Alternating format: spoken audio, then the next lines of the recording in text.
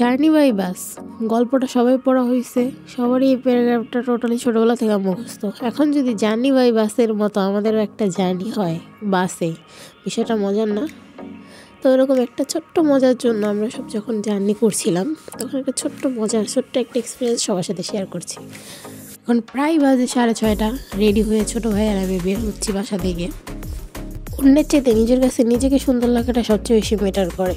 যেমন আমার কাছে আমার নিজেকে ভালো লাগছিল, অন্যের কাছে কেমন লাগছে না লাগছে এটা আমি ম্যাটার করিও না, আর আমার কিছু আসে। এই কুয়াশা মাখার শহর আর কুয়াশা মাখার রোড, মানে এখন তো ওরকম কুয়াশা নাই, কিন্তু এই সুন্দর শীতের মধ্যে বৃষ্টি সকালে রাস্তার অবস্থাটা প্রায় অন্যরকম দেখা যায়। আশেপাশে তো মানুষ তো নাই, এত সকালে তো কেউ থাকে না। আমি আর আমার ছোটো ভাই যাচ্ছি বাসে। আজকে এক জায়গায় যাবো, সেটা কোথায় যাচ্ছি সেটা অবশ্যই সবাই দেখার জন্য অনুরোধ রইল। ছোটোবেলায় আমার এটা ফার্স্ট জার্নি, তাও আবার বাবা আমাকে ছাড়া একা। এই যে হচ্ছে কুটুস বুড়ি, একবারে ছোটোখাটো ছোট্ট বুড়ি একটা, আমার সাথে খুব ভালো ভাবর। সবার জন্য আমরা অপেক্ষা করছিলাম, সবাই মিলে যাবো তো একসাথে, একা তো না। এই যে আমরা এক জায়গায় দাঁড়িয়ে আছি সবার আসার অপেক্ষায়, এসে পড়েছে। এখন যাচ্ছি আমরা বাসের কাছে। বাসে করে তো যাওয়া হবে। জার্নিটা কেমন হয়, আর জার্নি বাই বাস এক্সপিরিয়েন্সটা ওয়াও ছিল, জীবনের শিক্ষা হওয়ার মতো একটা ওয়াও। এখন এই সকালবেলা হাঁটতে হাঁটতে আমার মনে পড়ে গেল প্রতিদিন এই ব্রিজ দিয়ে আমি কলেজে গিয়েছি। এখন তো আর কলেজ টলেজ নাই, লাইফে শেষ। কথা বলতে বলতে এসে বললাম আমাদের এই বাসের কাছে। বাসটা দেখে মনে হচ্ছিল যে 1971 সালে যুদ্ধের সময় যে বাসটা ছিল সেটা। তাও এটা কোনো ম্যাটার করে না, তারপরও বাসটা দেখে আমার কাছে ভালো লাগছিল। এনজয়মেন্ট করা যায়, অনেকটা এনজয় করা যায়, বাট এই বাসটা যে আমাদের জন্য এত ভালো একটা জার্নি করাবে তা কখনো কল্পনা করা হয়নি।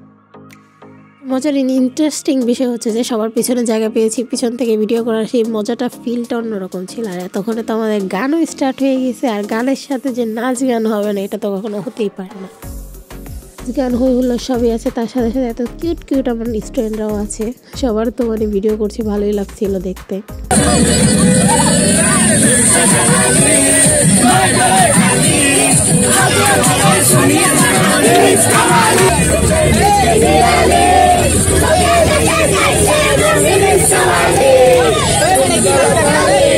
করতে করতে আমাদের বাস চলে আসছে বুদ্ধিজীবীর কাছাকাছি। এটা ছিল বুদ্ধিজীবী মোহাম্মদপুর, যেটা রায়েরবাগ কি জানি একটা জায়গার নাম, এটা আমার খেয়াল নাই। এখানে অনেক ঘোরাফেরা হয়েছে আগে অনেক, কিন্তু এখন বর্তমানে এটা করোনার কারণে অনেক কবরস্থান হয়েছে, তার জন্য এখানে আর এখন আসা হয় না।